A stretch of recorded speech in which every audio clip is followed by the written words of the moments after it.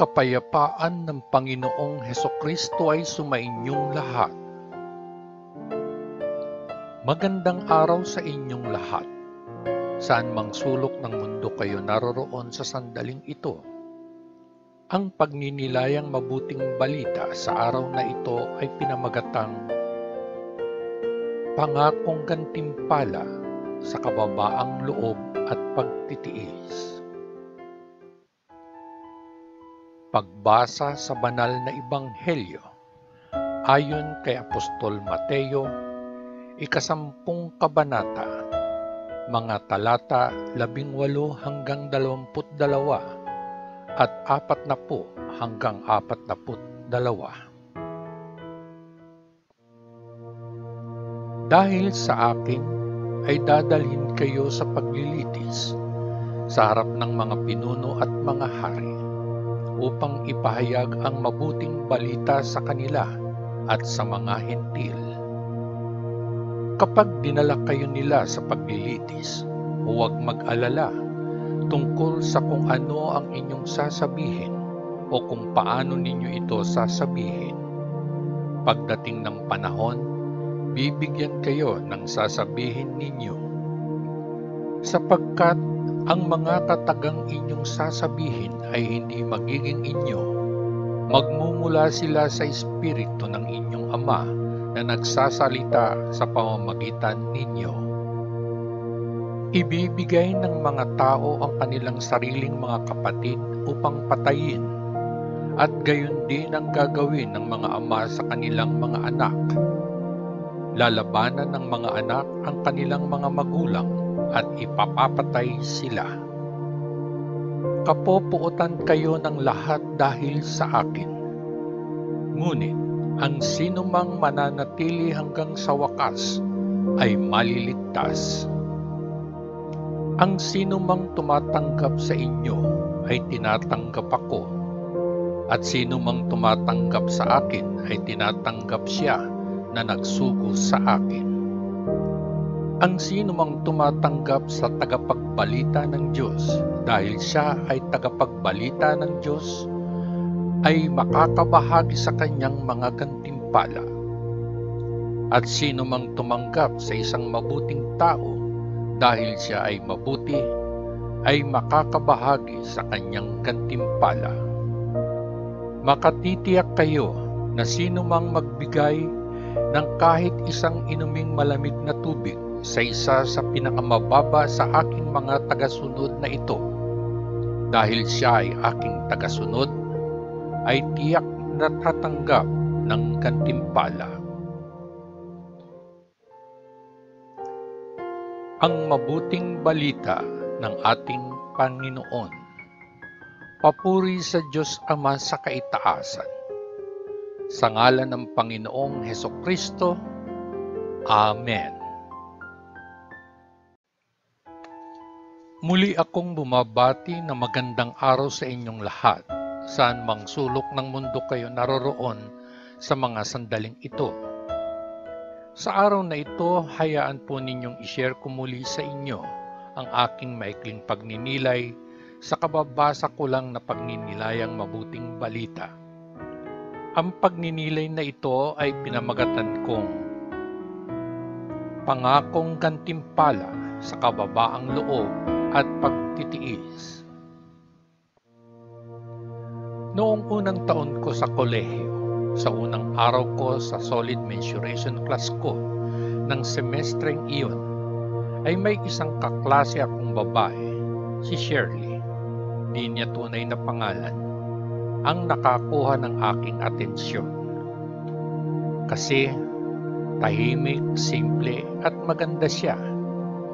Napansin ko rin na wala man lang ni isang kaklase namin ang lumalapit sa kanya. Actually, nasa front row siya ng classroom.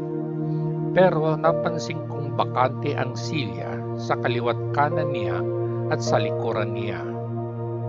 Kaya nang sumunod na araw, tumabi ako sa kanya at nakipagkilala. Sa katagalan ng session namin, napatunayan kong siya ay matalino at napag-alaman ko rin sa kanya na academic scholar pala siya. ng Coco Fed. Noong panahon ko, ewan ko ngayon, di na kasi ako estudyante, kapag scholar ka, sikat ka dahil alam ng lahat na matalino ka at tiyak na maraming gustong katabi ka sa klase, lalo na kung may pagsusulit. O, real talk lang mga kaedad ha? Tama o mali? Kaya lalo akong naintriga sa kanya. Kaya palihim ko siyang inoobserbahan sa labas ng klase sa loob ng campus. Dahilan naman ito para magtampo sa akin ang tropa kong mga manlalaro sa school dahil malimit akong di sumasama sa kanilang paglalaro. Sa pag-oobserba ko kay Shirley, napansin ko na talagang iniiwasan siya ng karamihan na para bang may body odor, yung ganun. Pero di ko sinasabing may BO nga siya, no? Don't get me wrong.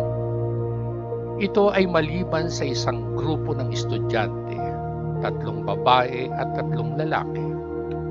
At para malubos at matuldukan ang mga katanungan sa aking isipan, nilapitan ko si Shirley habang kasama niya ang grupo, na malugod naman akong tinanggap ng grupo niya.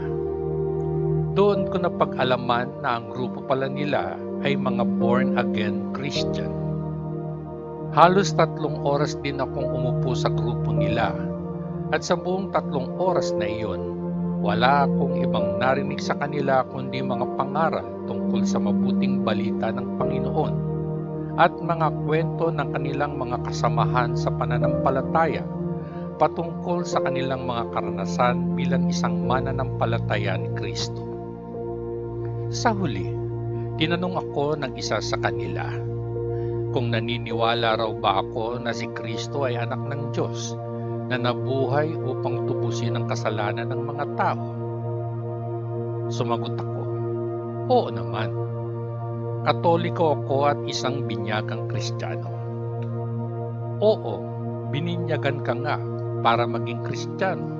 Ngunit ito ay dahil sa maling paniniwala ng mga Katoliko na ang isang bagong silang na sanggol ay dapat binyagan agad.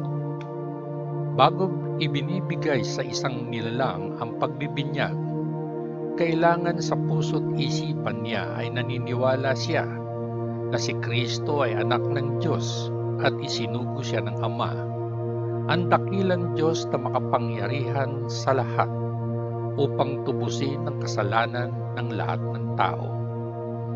Ngunit, paano mo malalaman ito? Nang tanggapin mo ang pagbibinyag bilang isang Kristiyano, ikaw ay isang sanggol pa lamang na walang nalalaman, tugon niya sa akin. At pagkatapos ay binasahan niya ako ng mga talata sa Biblia.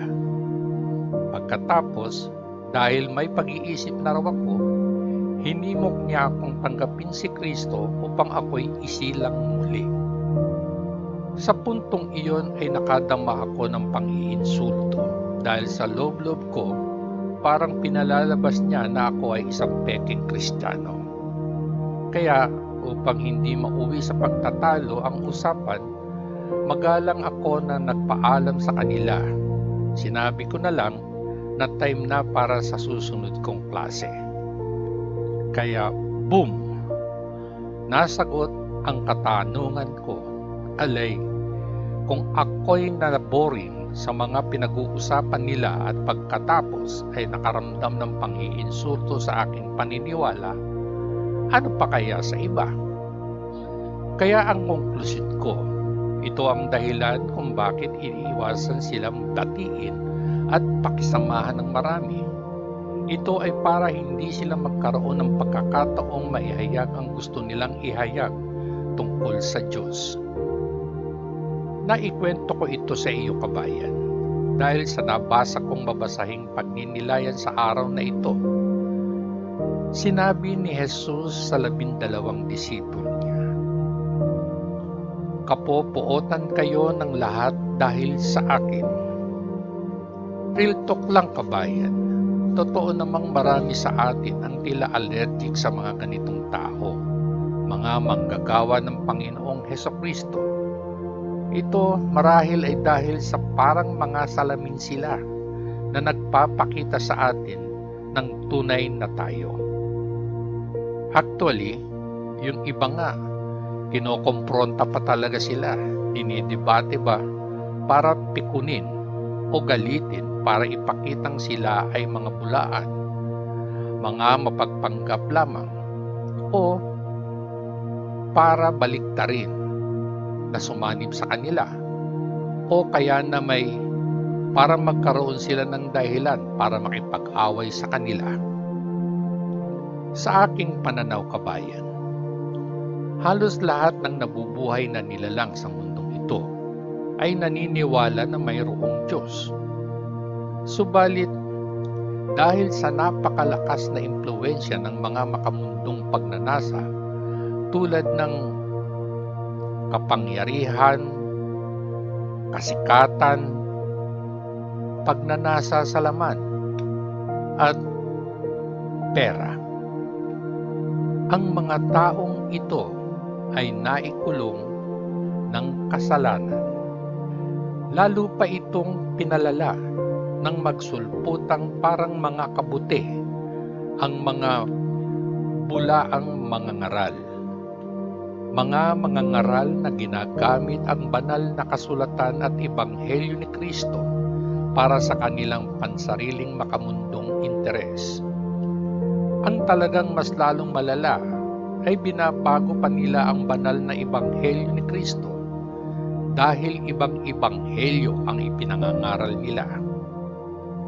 Sa kadahilan ng ito, ang impluwensya at kapangyarihan ng kasamaan ay lalong lumakas, lalong-lalo na sa panahong ito. Real talk lang ako, kabayan, sapagkat ang patunay ay nasa kapaligiran mo lang. Bulag lang o kaya na may nagbubulag-bulagan lamang ang isang tao na magsasabing mali ako. Bigyan kita ng isang halimbawa, kabayan.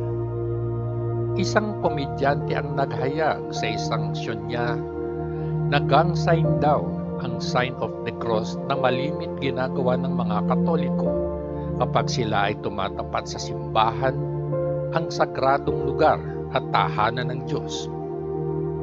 Sa ganang akin, dalawang bagay lamang kaya napagtripan ng batang komedyanteng iyon ang sign of the cross ng mga Katoliko. Ang una, ito ay bunga ng kanyang kamangmangan tungkol sa Ama, ang dakilang Diyos na makapangyarihan sa lahat, at sa bugtong niyang anak, si Jesucristo.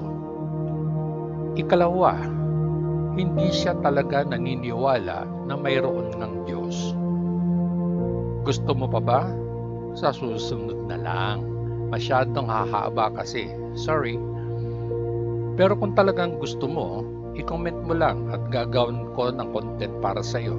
Okay ba yon? So anyway, patuloy tayo. Real talk lang din, kabayan. Maraming mananampalataya ng Panginoong Hesukristo sa panahong ito ay patuloy na dumaranas ng pagkaapi dahil sa kanilang paniniwala at pananampalataya kay Kristo at sa dakilang Diyos Ama sa langit. Ganon din naman ang mga manggagawa ni Kristo na nagpapalaganap ng mabuting balita upang tipunin at gabayan ang mga naliligaw na tupa ng dakilang Diyos Ama sa langit. At kung minsan pa nga, ang mga manggagawang ito ay nakararanas ng pagkakulong o pagbubugbog sa mga pagano. Pero may ipinaaabot sa inyo ang Panginoong Hesukristo sa inyong mga manggagawa at mananampalataya ng buhay na Diyos. Ang sinumang mananatili hanggang sa wakas ay maliligtas. Makinig, kayong mga manggagawa ng Panginoon at kayong mga naliligaw na tupa ng Diyos. Tanggapin ang mga mensaheng ito ng Panginoong Hesukristo para sa ating lahat. Ang sinumang tumatanggap sa inyo ay tinatanggap ako, at sinumang tumatanggap sa akin ay tinatanggap siya na nagsugo sa akin. Ang sinumang tumanggap sa tagapagbalita ng Diyos dahil siya ay tagapagbalita ng Diyos ay makakabahagi sa kanyang mga gantimpala. At sinumang tumanggap sa isang mabuting tao dahil siya ay mabuti ay makakabahagi sa kanyang gantimpala.